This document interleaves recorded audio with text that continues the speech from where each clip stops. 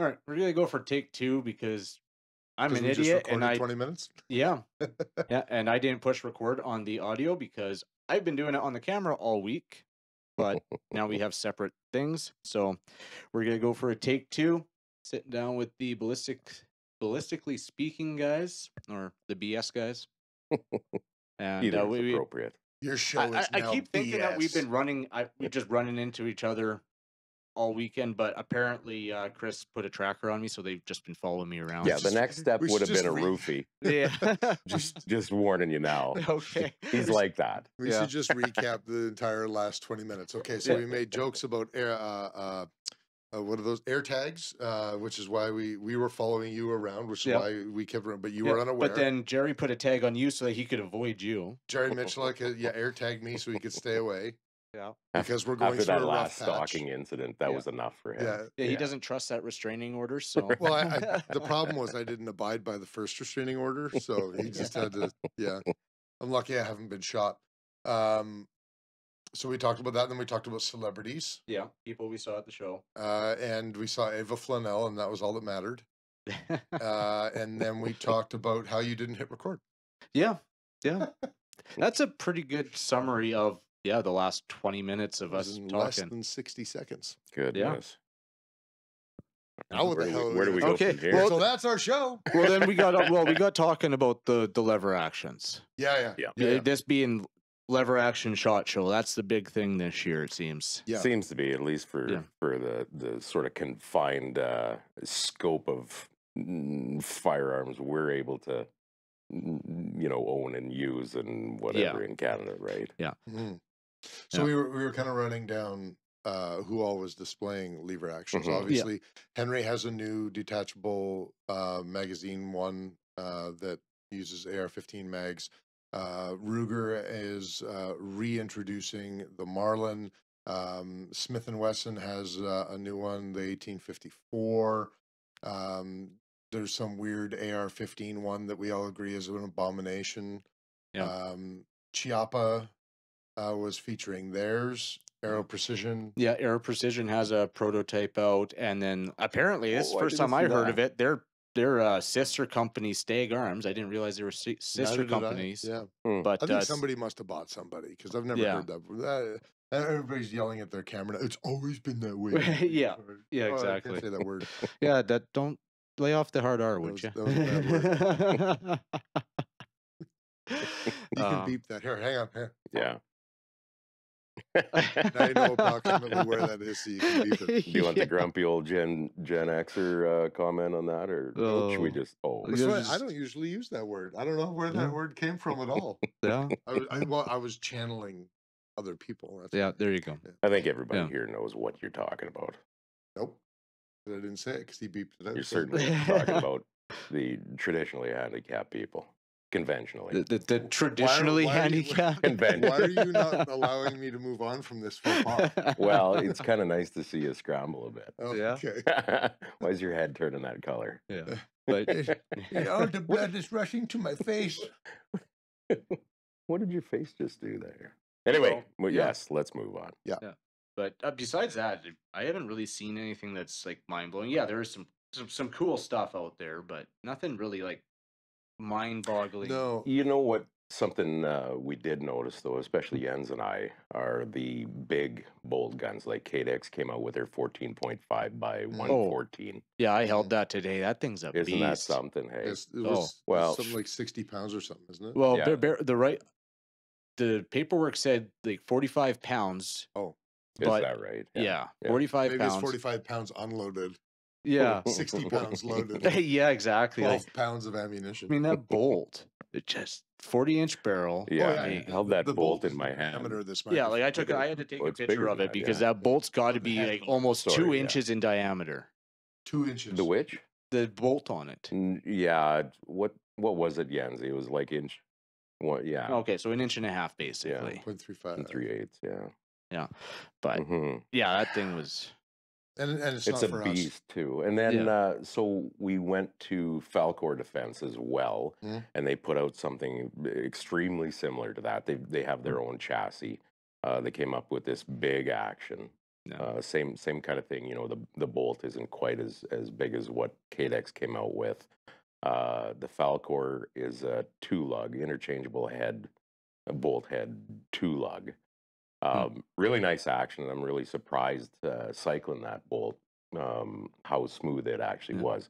You know, you get length like that hanging out the back of that receiver, and to have it so that it doesn't bind is a bit of a I'm surprised they went engineering 2-lug, because traditionally isn't that size like a 3-lug or something? Well, I don't know traditionally if you can say traditionally necessarily. Just did say it. It sounded very easy for him to say. With it just fell out with accuracy, I guess. Oh, with accuracy, okay. Fair yeah. enough. But and I have to admit, I suppose that I don't know a whole lot about them. You know, other than a semi-automatic 50, Right. which would be a rotating bolt anyway. Yeah. But yeah, 2-lug seems a bit bold, I suppose. But man, they are beefy lugs, and if you consider. Like Cadex's offering was a 4-lug, isn't it, Jens? I think it is. I have a photo of it. 5, you mean? Yeah. And I guess what matters most there is surface engagement, like surface area on that. Right. On that lug and abutment. So, and then who else did we see had a big sucker out there? I can't remember the name of that company. Yeah. Yeah, Jens is too busy looking on Facebook. That's what I was just talking about. Falcor. Yeah. Anyway, quite a few companies. I would say that we saw 4 or 5 with let's just say caliber, a big sucker offering. Yeah, 50 and larger. Desert Tech, we stopped by their booth as well. They have a 50, and now I don't know if that was existing from past years or not. I didn't realize that Desert Tech had a 50 offering in that bullpup. So you got the Lynx versus the Desert Tech now? Yeah, the maybe they're your bullpup offerings now. You got the GM6 and the see the whole 50 bullpups just makes me nervous. Like, you're ejecting a 50 cal right beside your head. Yeah, sounds like fun actually. I mean, people have done worse. They fire RPG 7s. Those are right beside their head. Yeah, or they put slap rounds into like a Serbu or something like that. Who would ever do that? There's an interesting thing that we saw. Yeah. No, why did you even take a photo of that? Because I had to. It's a dress made of brass casings. It is the stupidest looking thing I've ever seen. It looks actually rather Egyptian. So, yeah, it does. Yeah. They've got the whole necklace thing there and everything too, but is it any more ridiculous than like a gold-plated AK? Yes. That we all saw. Yes. Yeah. Did you guys see the I think it was the AK platform too, the Mandalorian one? No. Yeah. There was one done up with like the Mandalorian rifle. Okay. Is that right? Oh, like it looked like the one that he uses in my. Yeah. Oh no, that's ridiculous. I think what happened to the good old days? Your scale is bent. My scale is bent. Okay, so you know what? I want to circle back a little bit to Lever Guns. Sorry to drag it up again, but you said that the Ruger Marlin was a redesign. Now, on the exterior, it really looks no different, other than maybe some very, very minute differences. Except for what do you know about the redesign? Yeah. It's ridiculous. I was looking at that guy's shirt in the background. Oh, come on. That's those tactical shit shirts. Yeah. Those are awesome. They have those every year. I don't Retro understand Gun, I think is what it is. That's Retro Gun. Yeah. I have never in my life seen someone actually wearing one of those shirts, but I've seen them at SHOT every year. It's a Hawaiian shirt. Yeah. You know, like but instead of flowers and palms, it's all like guns and they always put something hidden in there. Like they make it look like it's just okay. Yeah, here's my Hawaiian shirt, but then you really look at it. It's a Where's Waldo of guns. Yeah. And actually, I would think it's cooler if Waldo was hiding somewhere on the shirt. It would be a nice little touch under the collar. Yeah. But as it stands, no. Sorry, you were talking about the Marlin redesign. What? Well, you mentioned that I did. Yeah. Unless you you kind of blended that in with Ruger and Marlin when you were talking about Henry. Well, no, I about said that those. Ruger reintroduced the Marlin. Oh, I thought you Yeah. said redesign. Oh, no, Okay. reintroduced because it wasn't Ruger before, it was Remington. Right. Yeah. Right. Yeah, I don't know if they've redesigned it or not. Mhm. I can't say what. I don't think they have. I think they tightened up some tolerances and just built it better. Yeah, not necessarily redesigned. They're just building it better. Yeah. Yeah. They actually have a QC department on it. Mhm. Hopefully. Yeah, we say that, but we haven't shot any of them. No. And I need a didn't see- 4570 in my life. I really do. I don't disagree with you. No. I don't remember at range day.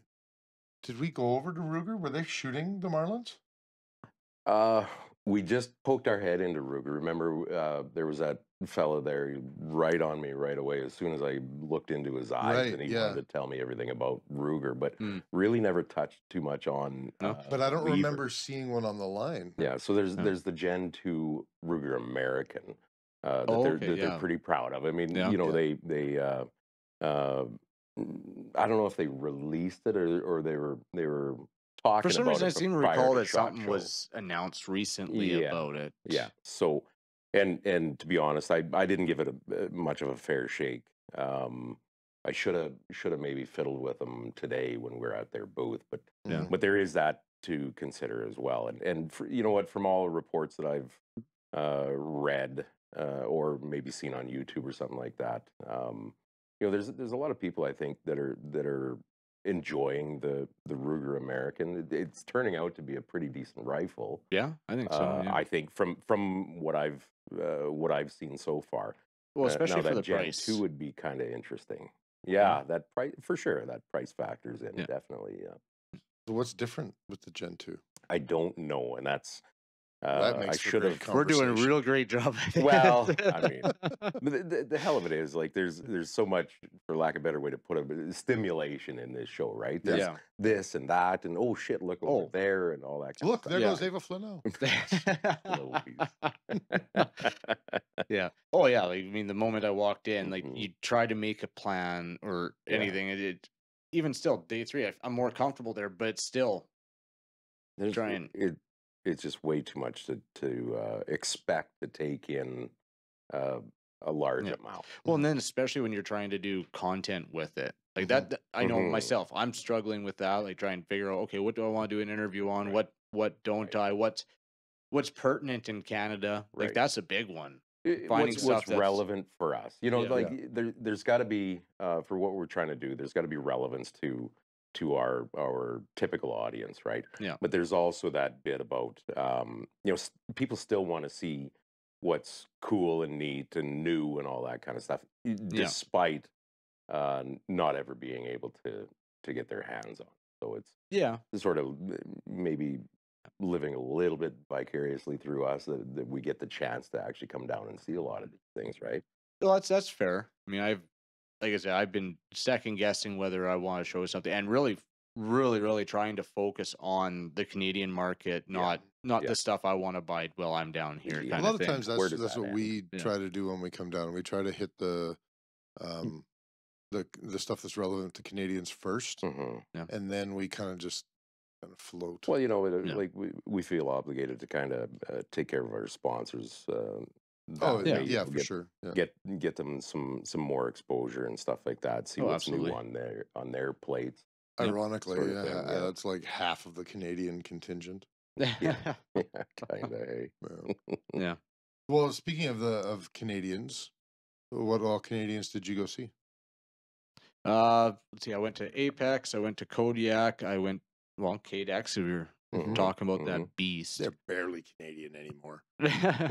MDT. Yeah, barely Canadian anymore. They're worldwide. Who was the waterfowl outfitter that we ran into? We ran into a Saskatchewan. Came all the way to Vegas to meet somebody else from Saskatchewan. It's in my bag. The Saskatchewan Rose, right? I can't remember. I saw the booth downstairs. I didn't stop at it, but someplace from Saskatchewan. Saw that. I did stop by Pristine today. Prairie Rose Outfitters. Okay. Yeah. So they're down in Vegas trying to encourage Americans to come up and shoot all of our Cobra chickens. Okay. Well, obviously everything. This is waterfowl and Yeah. the whole 9 yards. But yeah, there's a couple of Sasky folk. Yeah, so it was cool. We stopped and chatted with them a little bit. Yeah. Sorry, you were talking about who? Christine, you stopped by. I meant to do that as well. Well, we haven't been to their booth, but primarily because we went and saw them at Range Day, and we were chatting with them at Range Day, and it's the same as always. There's just so much to do and see that it's difficult to justify going to see people twice. Right. You know. Carrie Price was there at 2:00 this afternoon at the Pristine booth, and but we were too busy not caring about. Well, you know, I don't know about you, but I completely forgot about it. I forgot about it too, but I mean, which booth was it? At Pristine. At Pristine, yeah, Pristine and Precision Zone. Sharif with Precision Zone was there. Right, I don't know whether they're sharing a booth or right beside each other, but he's right there too. So that they deserve a visit, I think. Well, there is another one. I did stop in at Trigger Tech. Yeah, of course. Like again, they're barely Canadian anymore. Yeah, I found it funny that they've got a Glock trigger coming out now. Man, I was just gonna say that. I just saw that. I didn't see it at the show, but I saw it on somebody's reel on Instagram. Yeah, like I picked one up and tried it. It is nice. It's light, really wide shoe. Okay. Nah, that's weird. But is that good or bad for a pistol arrow? Actually, no. I think on that it works. Okay. I think on that one it works, but it was super light. Like I think I would give it maybe 1.5 pounds. No kidding. Yeah. But my thing with that is, now obviously I try not to be biased, but I am a big fan of Timney. I'm sponsored by him, but I went to him for a reason. Right. Yeah. But so yeah, I found it funny that a couple years later they now basically following suit putting a Glock trigger. But at 1.5 pounds, you're not running that for a duty pistol. No, certainly not. You can't run it. You can't run it in IPSC because production it has to be 3 pounds. That's why Timney's is a 3 pound trigger. It's because it's a fixed 1.5 pounds. It's not adjustable. The guy was busy talking, so I didn't ask him about it. But then I was talking to somebody, and I guess they had 3 different triggers there. Weird. So I'm not saying they don't put out one that they're not putting out one that's competition. Okay. But yeah, it didn't feel bad. I will be honest. Like it felt good, but it's what I look for in a trigger. But I don't shoot production, so yeah. But I would not have that on my daily carry. It would not be a duty trigger. I mean, even 3 pounds is starting to get a little light for a duty trigger. Yeah. Well, you know, the beauty of all of this stuff, and it's almost like no matter what companies put out, the beauty is people in this market have options, jobs of options. Absolutely. So I mean, even if it doesn't make sense for you, or you can't make use of it, or whatever, somebody will. Yeah. And if you ever wanted to play around with it, man, there's that option. Yeah. Even if it's impractical sort of thing. If you feel like going to spend that money, it's there for you to buy. Yeah. Yeah. Another pistol I checked out was Daniel Defense's. Their H9. So that's their first pistol, isn't it? As far as I know, yeah. Right. Yeah. You know, it's what is that Steyr model pistol? Oh, it's a very squatty looking thing. It has a very high grip on it, kind of a low slide, and it to me it looked a lot like that. I can't remember the model of Steyr, but they're a really neat looking little pistol. Yeah. The trigger on the Daniel Defense is interesting. So it's got the same like trigger safety that like a Smith & Wesson, where with its stupid hinged trigger. I don't get that. Or like a Glock with its trigger bar. Yeah. But it's pinned on the bottom. Really? Yeah. It's rather interesting, and it reminds me like they went to like a double stack 1911. Okay. But their mag doesn't look like it. It looks like more like a metal. I wouldn't say Glock, maybe like a 226 Glock. Okay. But like low capacity, like it was a 15 round mag on a full size pistol. So I kind of thought I thought that was weird. Like, why wouldn't you at least have like a chunky 17, have a 17 or 20 on there? But I mean, that's just going off the index marks too. But usually your index marks is Sure. your max. Yeah. So if it's only a 15 round, then that probably allows them to keep that grip width down a bit then too, is it? Maybe. Or length. Like maybe like it feels like a full size. It doesn't. I don't think it feels, and maybe a little bit smaller than my 2011. Oh, is that right? Maybe a little bit. Yeah, maybe a little bit smaller than my 2011. And actually, like if you really want to spend money on a pistol, I went and checked out Luego Arms new the Creator. Oh, yeah. Oh, so really? What's the deal with this now? So the Alien wasn't enough? No, because what it was the Alien. It was great because you could swap out between optic or iron sights. Okay. But for IPSC, they defined it as a slide ride dot. But on the Alien, it was fixed on that center bar, so it didn't reciprocate with the slide. Okay. So they said no, you can't use that for IPSC. So now, and then likewise in USPSA. So now with the Creator, for one, they incorporated a gas pedal on it. Okay. So you have a forward gas pedal on it. Okay. And it's a slide ride dot. And so they just took the Alien and made it. Well, they basically made a IPSC. I don't think they actually built the Alien for competition. Yeah. And like, I mean, they get hot. Like you put a mag through it, there's so little metal there that's absorbing that they get hot. Is that right? Yeah. But that Creator, like they built that basically for like competition and limited optics. Like your center bar on that, like it's built in with the gas pedal, so you're running a race holster no matter what. Okay. Because you're not going to get a Kydex holster for. Well, you probably could, but that's a lot of Somebody molding and that for that gas pedal. Right. But it was cool, and like I heard they didn't have a match trigger one there, but the one they had there had like a 3-pound trigger that it did not feel like 3 pounds. Interesting. Yeah. I just thought something. You were talking about safeties a couple minutes ago, and it triggered my brain. The Ruger, they put a crossbolt safety in it that looks identical to the 1022. It's not in the same place, but it looks identical. So is that? Like everyone's got a crossbolt safety on them now because Smith and Wesson had the crossbolt. Arrow's got this crossbolt. I didn't even notice. They're all in the right. In the same spot, and a good spot too, like right below the hammer. You can operate that with just your grip hand. Did Smith's, was it just like, because the Ruger's, the crossbolt literally it didn't stop you from pulling the trigger. It doesn't affect the trigger at all. Oh, all it did is it just blocks the hammer. It stops the hammer from falling all the way.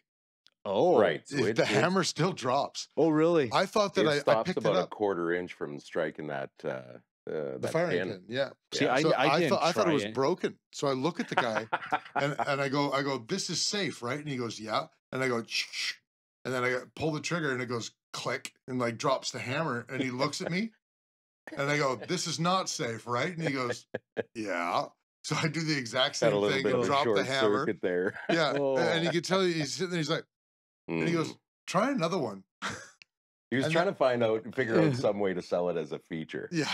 Well, that is not a feature. Well, it turned out it was a feature. That's how they designed the safety. Yeah. I'd like to know the selling point of that feature because that just that's just all sorts of no. No, but the thing is, it appeared that the safety did bugger all because it was a. But if it still allows, that's the thing. If your hammer. Safety still allows movement. Is not a safety because now that's a potential failure. It can't be. It's because if physically blocking the hammer. Now you're creating that, like you're allowing it to move before it actually stops it. That's not a safety because that's just a failure point. Yeah, that surprised me. Eventually, it's gonna fail. Yeah, well, you're probably right in. I don't know if it's gonna fail any more than a hammer is gonna make the firing pin eventually fail. You know what I mean? Like it's not like there's not a lot of pressure on that hammer, and it's literally just a physical block that's in the way. Yeah. Right? Yep. Yeah, that's right. But it's obviously just not a trigger safety. It's a hammer safety. We reject your reality. Hammer stop. It's a what? Hammer stop. Yeah, it's they've invented something new. It's a hammer stop safety. Yeah, it's a And it's so safety-less new. hammer It's a stop. trademark. It's so new that even their own people didn't know about it. Yeah. Speaking of trademark, sort of relatively, going back to the Henry, they were talking about their action design, the lever mechanism, the cycling bits. He said they had 8 patents. 9. 9? 9 patents within that same Wow. all within that little action. Yeah, that's crazy. That's interesting. I'd like to see the guts of it, like an exploded view. But the stupidest part about it is that lever action runs smoother than their regular lever guns. Yeah, it does, man. Yeah, it is pretty smooth. And they're already very well known as the smoothest lever action, you know, on the market. Yeah. Well, yeah, they're definitely proud of that gun because he was telling me, the smoothest action, the smoothest trigger they've ever produced. You always get that sales pitch, hey? But you know what? We picked it up, and I would say it's valid. And I watched it get dropped right before I interviewed the guy. There was a guy who had it up on the rack and he was taking pictures, flipping it around, put it up, and it fell from like the top rack all the way down. Who was it that was telling us that we've been dropping this left, right, and center? We broke multiple stocks on it and we can't make it fire. And I'm like, I didn't. That should be standard. Like, I get that you're trying to impress me, and I'm glad that it didn't fire. Let me tell you about the features. Yeah. Our gun doesn't shoot unless you shoot it. New for 2024. You know what features means from a salesman, right? Manufacturing fuck-ups or design shortfalls. Yeah, there you go. It is now a feature. Yeah. That acronym doesn't work. No? No. Okay. Who said it was an acronym? Well, I'm sorry. I just assumed it was an acronym. I don't know. Did you assume acronyms just now? I assumed too much. Yes. What other? So somehow we got back to lever guns, but sorry, that happens. I'm full circle, Curt. There were some notably missing Canadians. Number one, Crew Arms. They're spending a lot of energy trying to court the American market, which I don't blame them for at all. But it is the reality. And they don't have a booth at SHOT Show. Yeah, and I don't understand that one. Cross Industries was here last year. Oh, okay. And they don't appear to be here this year. Which I think they deserve a check-in from us. Yeah, we didn't contact them ahead of time because we just assumed that they would have a booth, and then we went up to search for the booth where their booth was, and we couldn't find them. So it was a little disappointing. I hope that, you know, I really wanted to interview them because out of all of the companies, I think that C21 is potentially going to affect them the most in Canada. So, okay. Because, you know, all the other companies, you know, they at least have something else that they can sell. Right. Cross Industries literally has one SKU. Well, they have 2 SKUs because they have the coupler and all that. But so it's like Maccabee all over again. Yeah. Because I mean, they are an accessory company. If you want to think of a magazine as an accessory, I don't know how accurate that is. But full mercy of our Canadian government. Yeah. So it was. I'm a little bit. It was notable, and I am slightly concerned as to why they aren't at SHOT. Yeah, it would suck to lose them. Yeah, it would. Yeah, for sure. But and at the same time, I can kind of understand it because a coupled 10-round magazine for the American market. Maybe the Americans didn't care last year, and they didn't want to spend the money to come down. Like that's entirely possible. Well, there's only a few places down here where a coupled 10-round would be a thing. Yeah, absolutely. True. Yeah. But you know, like you'd have to have a full body, full spring option for down here, unless you're like I think Colorado, California, New York kind of stuff. Yeah. In which case they're just, you know, one of the plethora of polymer magazine manufacturers in the US. Right? Yeah, they're like everywhere. In Canada, they're so important right now. You know, but it's strange how they can be such a important part where we are and come across the border and just, hey, No, welcome. You can hang out with us. Yeah. We both stopped by Accutech booth again, didn't we? Didn't you go there? Yeah. Went to Accutech. That I was really intrigued on their bipod. Right. Yeah. That hydraulic adjust. Yeah. It's got that cylinder up front, and you just turn the knob. You know, it's got basically looks like a grease gun. Yeah. Yeah. Actually, yeah, like whip. A pancake ram or something. Yeah. It's pretty neat. We saw it here last year, and talking to Felipe there, the guy that owns it, salt of the earth human. Yeah. And he's great to talk to, and just telling us about you know, their sort of business model and a little bit how they quality is a huge thing to him, right. And his personal integrity in that, and I was bugging him because it's such a fine adjustment on that bipod, right? I think it's a 24, 20, 28 threads per inch adjustment on it. So to get that thing to come up any amount, it's great for super fine adjustments. Yeah, well, I think that's what it was intended for. That's right. And he and I talked, like, there are always potential options if a guy doesn't need that fine of an adjustment. I mean, he can always make a setup with a 12 thread pitch or something like that to get a little more coarse. But anyways, nice stuff from them again. Nice to talk to Felipe. They've got so their typical Accutech bipods, the smaller ones. They now have one that's a quick deploy, and he was taking me through all. I swear he showed that to you last year. He did, but he's made changes to it this year. So, so there's a little bit of a detent there when you do deploy it. That he worked a lot on. He said where, you know, like take the old Harris's for example. If you have it on a rifle when you're tracking through the bush or something like that, you get it caught on something, it'll flip out. Yeah. And this is something that he wanted to avoid, and that's what the original version was doing. There wasn't anything to kind of, there wasn't that sort of detent there to hold it in there until you sort of intentionally deployed it. So that I'm really interested in that. So it's like quick deploy, but still holding it back. That's right. Yeah, it takes some effort to get it out. Okay. It's quite secure that way. And he was telling me that he has plans to go to a wider model of that.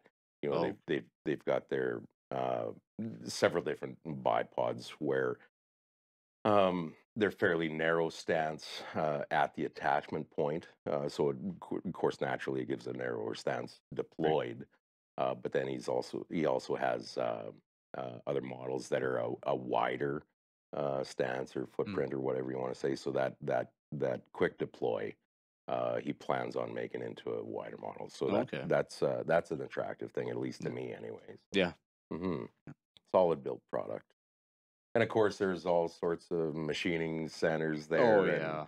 And dual spindle turning centers and stuff like that that I nerd out on because I miss machining like crazy. And there's lots of neat new technology. I saw at Cerakote, they're taking the robotics, and they had a thing there that a robot applying Cerakote. Yeah, I saw that. Yeah, isn't that something, man? Yeah, it looked like it was Cerakoting like compound bow chassis or something. Yeah, I think that's what it was. Yeah. Oh, yeah, they had that rack today. It was AR handguard and but then they had the bow risers just off to the side. Okay, yeah, man. That's the spinner machine was making AR-15 bolts. Well, there was that machining center, like the 5-axis mill around the other side. Yes, that means you don't have to. Maybe somebody out there might. I understand the words 5 and axis. And I know when we were my dad and I were developing a muzzle brake, we got told we needed at least a 5-axis mill for it to be efficient to build. Oh, for sure, yeah. That's like the machinist who was doing it. Yeah, like the machinist who was doing it, he's like, "This is what you need to find for an efficient build." Yeah, but you're right. That one turning center was making AR bolts. Just I knew brass sample. Yeah, I knew it. But then they're called a machining center, a milling machine basically. So you got your 3 axes X, Y, and Z, and then you have a turntable there too. All you guys. Whatever, it lost on you apparently. But anyways, they were. See, it's okay for me to bore you with things I'm interested in. You're not. It is not okay for you to do the same. I apologize. I am forgot far the too double childish standard for and this. the hierarchy here. My apologies. Sorry. Carry on. No, you carry on. No, you. Yeah. No, it was upper receiver, and just for ease of display and all that kind of stuff, they milled it out of brass, and then they just repeatedly run that program. So the same tooling and same pathways and all that kind of stuff, doing the same thing. But it was kind of neat. It was a brass AR-15. Right. Yeah. Well, yeah, because they can't say they're making a firearm part at SHOT Show. No, that's right. It's a display thing. I know. I looked at something. Actually, you know what? I probably even shouldn't say the company name, because he didn't want me to mention that it was 3D printed stuff that they were doing. Do it. And I guess SHOT Show has this thing about 3D printing or whatever. SHOT Show is not going to watch and actually, this. I saw guys running 3D printers while we were there.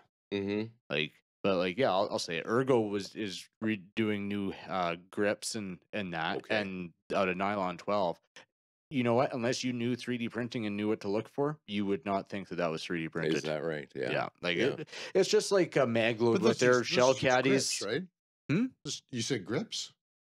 Grips and vertical grips, and then pistol grips. So long as they're not a functioning part of the. Yeah, I can't imagine them getting in too much trouble for doing that. Yeah, like the VP didn't want to mention. He's like, I'll just say nylon 12. Yeah, well, it's a bit of a touchy subject, I guess. Right? Yeah, ghost guns. Exactly. Yeah. I have never seen a ghost gun made of grips. Well, it's pretty hard to see a ghost. Period, isn't it? Depends who you are. What? I mean? Some people see them all the time. Actually, that's also true. Personally, I don't see dead people. They also taste rainbows. All right, what's next here? Before I make a unicorn joke. Yes. Well, please. you know, it's 8:00. You made some reservations for us. Oh no, we got a half an hour. Yeah. Yeah, we're gonna go eat at a Brazilian steakhouse. Yeah, that sounds great. With 10% real Brazilians.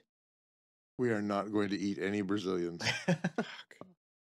This is Vegas. Well, you're right. This is Vegas. Exactly. You can do anything you wanted. Literally everything about this town is smoke and mirrors. We'll be lucky if we'll sit down and we'll be looking at like this giant smorgasbord. But once we're at the table and in a slightly different angle, we'll be able to see that the smorgasbord is just like one tiny little rubberized piece of steak and mirrors to make it look like there's a bunch more. I wonder if it's going to be like Subway. You know, all their different meats are simply ground up turkey. If Jared is there, I will shake his hand. Well, I hope Jared no, is wait, still... no, I don't want to shake. Yeah, he better be in jail still. I Right? hope he is, that son of a bitch. I was talking like, pre-1995 Jared. Yeah, no. Before he lost the weight. How about we just cut this and started doing bit criminal out activities? Yeah, I don't know. Yeah.